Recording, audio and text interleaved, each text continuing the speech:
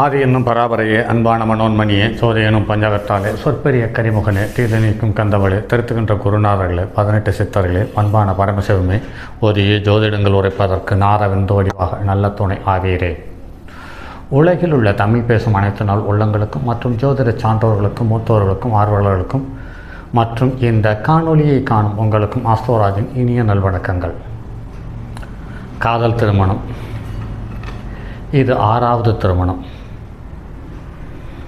நண்பர்களும் உறவினர்களும் கலந்து கொள்வது ரொம்ப குறைவாகவே இருக்கிறது. ஏன் என்னுடைய அழைப்புதல் உங்கள் கண்ணுக்கு படவில்லையா? வாருங்கள் நண்பர்களே, காதல் திருமணம் எப்படி நடந்தது, எந்த கிரகங்கள் நடத்தி வைக்கிறது, ஜென்ம காலத்தில் இருக்கக்கூடிய கிரகங்களும் கோச்சார கால கிரகத்தில் இருக்கக்கூடிய கிரகங்களுக்கும் என்ன தொடர்பு என்பது சார்ந்த தகவல்களை ஆராய்வோம். இந்த ஜாதகம் ஒரு சிம்ம லக்கணத்தில் பிறந்த ஜாதகம். இது 17/4/1981 பிறந்தது.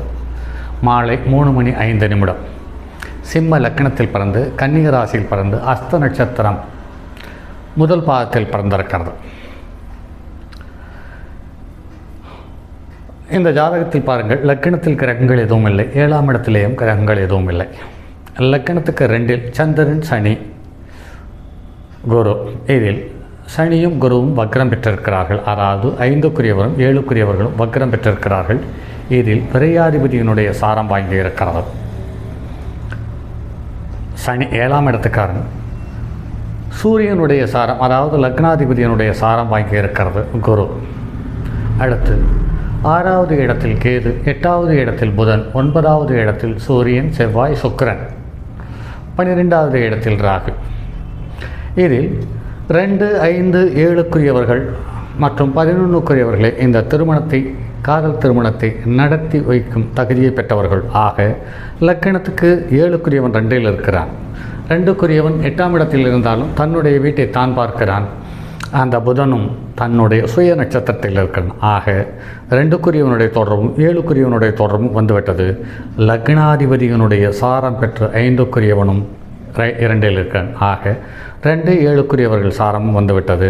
இது மட்டும் இல்லாமல் 11க்குரிய புதன், அதாவது காதல் உணர்வுகளை தரக்கூடிய புதனும் லக்கினத்துக்கு 8இலிருந்து 2ஆம் இடத்தை தொடர்பு கொள்கிறார். ஆக 2, 7, 11க்குரியவர்களுடைய தொடர்பு இவர்களுக்கு காதல் திருமணத்தை செய்து வைக்க இசைந்ததாக அமைந்துள்ளது.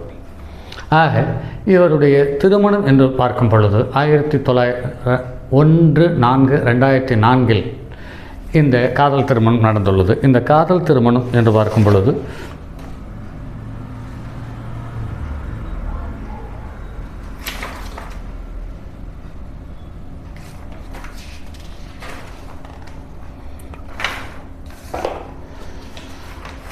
இந்த ஜாதகத்தினுடைய பிறந்தநாள் ஜாதகத்தில் ராகு திசையில் சனி புத்தியில் திருமணம் நடந்திருக்கிறது.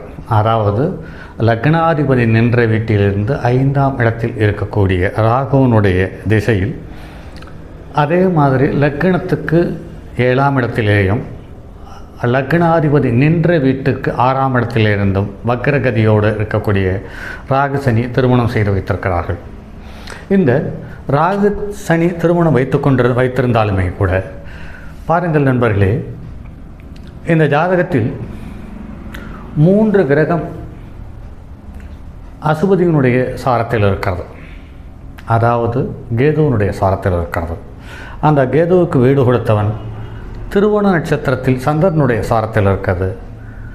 சந்திரன் சுயசாரம் வாங்கி சனிக்கு சாரம் கொடுத்துருக்கிறது.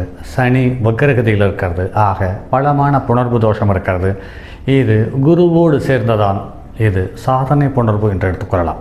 அடுத்து இந்த குருவும் புதனும் பரிவர்த்தனை பெற்றிருக்கிறார்கள் என்பதையும் கருத்தில் கொள்ள வேண்டியதாக இருக்கிறது. ஆக ஜாதகம் வலுவாக இருக்கிறது என்பதில் மாற்று கருத்தில்லை.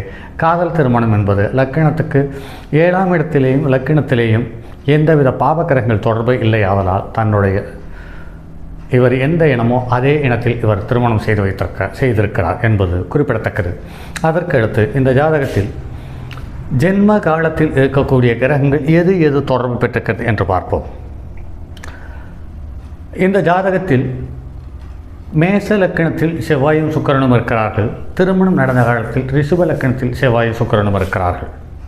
அதே சமயத்தில் பிறந்த கால ஜாதகத்தில் கன்னிய லக்கணத்தில் சனி இருந்து திருமணம் என்ற நடந்த காலத்தில் கோச்சாரத்தில் சனி 10ஆம் இடத்தில் இருக்கிறார். ஆக 10ஆம் இடத்தை பார்க்கிறார். அதற்கடுத்து இந்த குருவும் வக்ரம் பெற்றிருக்கிறது. இந்த குருவும் வக்ரம் பெற்றிருக்கிறது.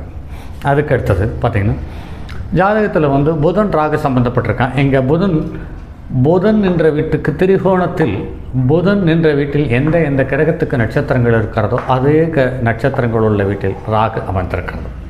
அந்த வகையில் பார்க்கும் பொழுது இங்கே ராகுவும் புதனும் ஒருவருக்கொருவர் திரிகோணத்தில் இங்கே ராகுவும் புதனும் சேர்ந்தே இருந்த திருமணத்தை செய்து வைத்திருக்கிறது. ஆக ஒரு ஜாதகத்தில் லக்கினத்துக்கு 2, 5, 7, 11 தொடர்பு திருமணம் செய்து வைத்திருக்கிறது என்பது விதி. அந்த விதி அழகாக இந்த ஜாதகத்திற்கு பொருந்து போகிறது. அதே சமயத்தில் ஜென்ம லக்கணத்தில் உள்ள கிரகங்களே கோச்சார லக்கணத்தில் இருக்கக்கூடிய கிரகங்கள் தொடர்பு பெறும் காலத்தில் திருமணம் நடந்தே இருக்கிறது என்பது நடைமுறையில் நிறைய பார்க்கிறோம். அந்த வகையில் பார்க்கும் பொழுது சுக்கிரனுக்கும் செவ்வாய்க்கும் தொடர்பு இருக்கிறது. அந்த வகையில் பார்க்கும்போது இங்கே செவ்வாய் ஆட்சி பெற்றிருக்கான், இங்கே சுக்கிரன் ஆட்சி பெற்றிருக்கிறான். ஸோ மனைவியினுடைய கட்டுப்பாட்டுக்குள் கணவனும் கணவனுடைய கட்டுப்பாட்டுக்குள் மனைவியும் இருக்கிறார்கள். அந்த வகையில் இந்த ஜாதகத்தில் திருப்திகரமாக இருக்கிறது. ஆக ஒரு ஜாதகத்தில் பிறந்த கால ஜாதகத்தில் இருக்கக்கூடிய கிரகங்கள் கோச்சார ஜாதகத்தில் இருக்கக்கூடிய கிரகங்களும் செவ்வாய், சனி, சுக்கிரன், குரு இவர்கள் ஒருவருக்கொருவர் தொடர்பு கொள்ளும் காலத்தில் இந்த திருமணம் சீரும் சிறப்புமாக நடந்து விடுகிறது என்பது நடைமுறையில் பார்க்க முடிகிறது.